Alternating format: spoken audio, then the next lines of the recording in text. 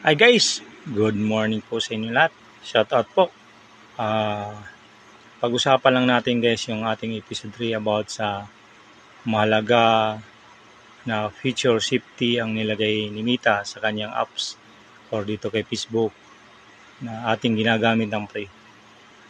Ito lang ang papatunay guys na tayo ay assured at secured. Basta i-set up po lang natin yung mga account natin individually, lalo na sa profile or sa pages. Huwag nyo po ignore yan, lalo na yung moderation assist na yan ay nagsasala sa lahat ng account na hindi basta-basta mapasok po ng mga hacker.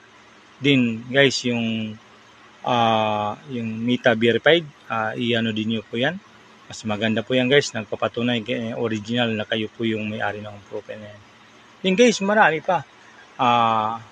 Yung mga dito, mismo si Mita ang magano na kung hindi kaya-aya at naangkop dun sa nilang community guidelines o policy, ay hindi po basta-basta yan magtatagal.